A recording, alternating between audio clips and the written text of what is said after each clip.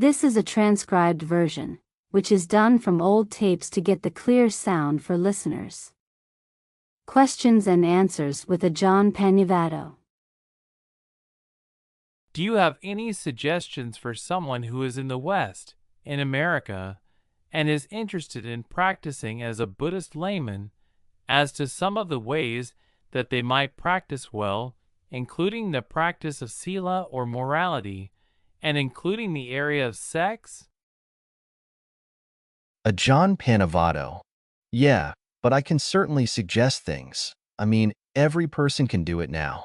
And how many people prepared to put up with the difficulties, The thing is, the trouble is that when people have to apply to restraint to themselves, they don't like it. It's unpleasant.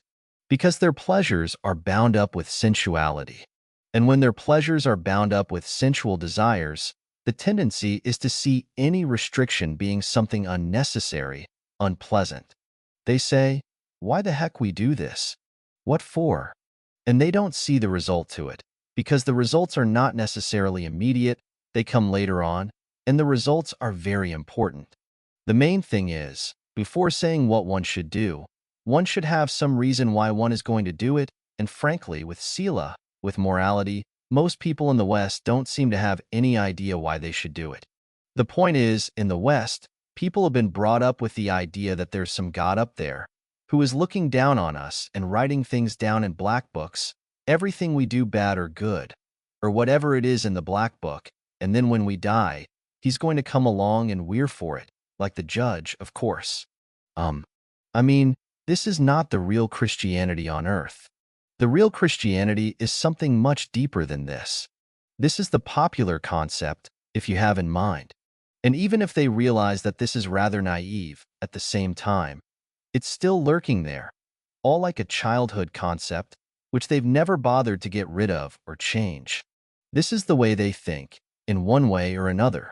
But of course, if there was a God up there writing something down in black book, you might be able to evade him. If he was skillful, you might be able to do it when he wasn't looking or something. But the trouble with morality is you can't evade it. Because it's not the God up there who writes it down in the black book. It's the book itself who writes it down. The one person who always knows about it is yourself. And whatever you do, it goes into you, and it lurks there. It goes in as a cause. So later on, in one way or another, that cause is going to bring the result. And that result is going to come up at the most awkward time, usually. And people, if it's a bad thing anyway, and people who do immoral things, they're sort of loading themselves up. They say they load themselves up because it's no one else who brings the trouble back to them. It's from themselves that it comes. For example, one way you can see it operating, obviously. If a person does bad actions, evil actions, very frequently, the doing of these actions changes their character.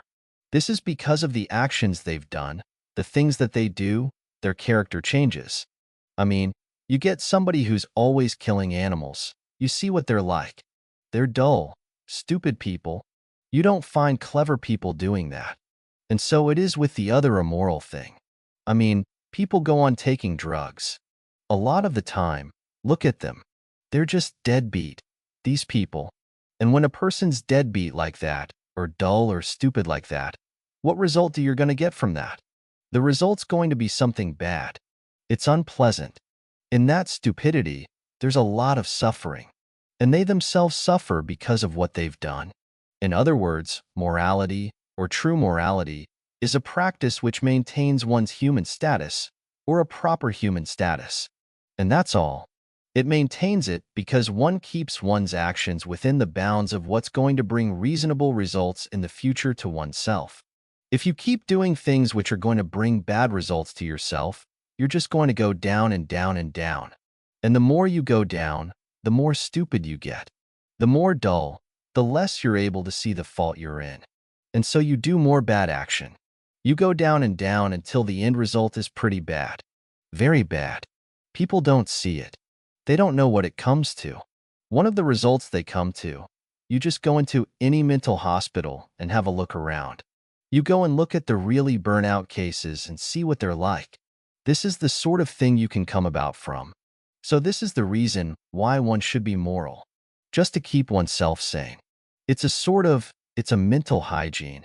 I mean, you don't go out eating things that are filthy and getting yourself absolutely dirty and filthy all the time without having a wash at any time. This isn't the way of people on the West anyway now. Because they're afraid. They're afraid of disease. These are diseases of the body.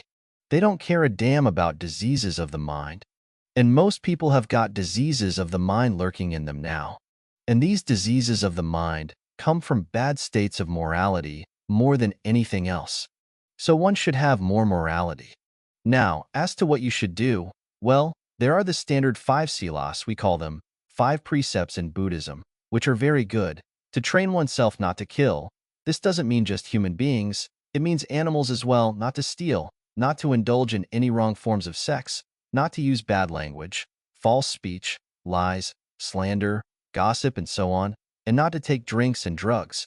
This is the training. And this is the thing which is really the basis of the human being, these 5 rules of training. You can't even keep these. You become less and less human. And the end result will leave it to you to guess.